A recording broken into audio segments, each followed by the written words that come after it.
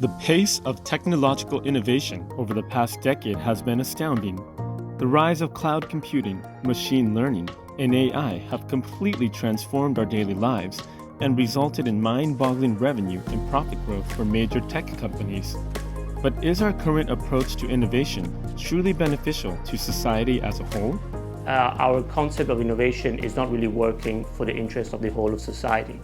And I do think that the digital revolution should prompt us to rethink our approach to innovation, the same way as things like climate change and rising levels of inequality have led us to rethink our relationship with economic growth.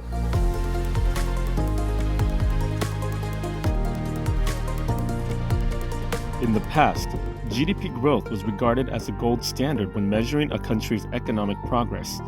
However, with the dramatic rise of inequality and factors such as climate change, many economists are shifting support to alternative paradigms based on redistribution, sustainability, and circularity.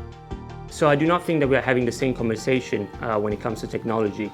In fact, all current debates about governing digital technologies, like for example AI, they all start from one preliminary assumption, that is that innovation is a good in itself, almost as if innovation automatically produces benefits for society, even if this is not necessarily the case. And the thing is that in our society, innovation is so crucial that the few big tech companies that dominate our digital space often use their ability to innovate to escape the threat of regulation from policymakers. So how is our current perspective of innovation problematic?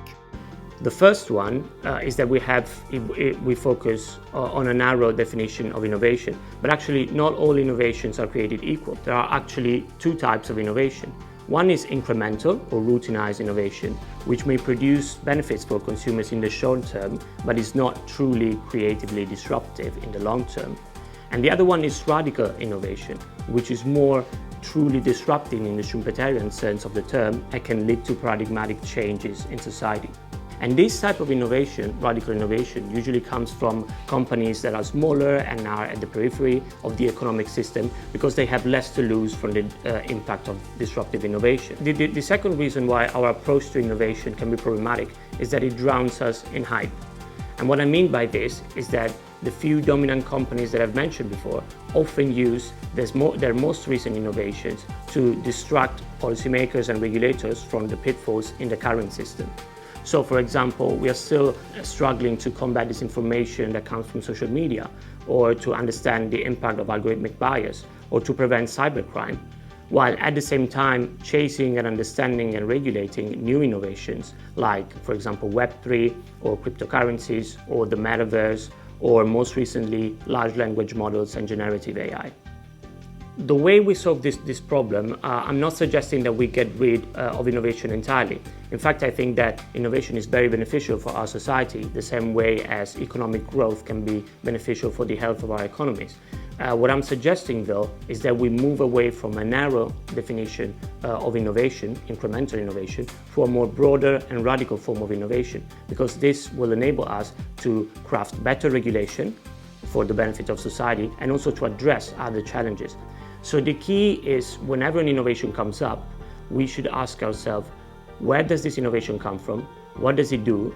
And who does it do it for? And if the innovation does not work that does not produce a widespread benefit for society, maybe it is not worth pursuing it. So, as I say in the conclusion of the article, it's not about stopping disruption, it's about sharing disruption. Learn more in the March 2024 Communications of the ACM in the opinion article, Innovation is Overrated, a Provocation.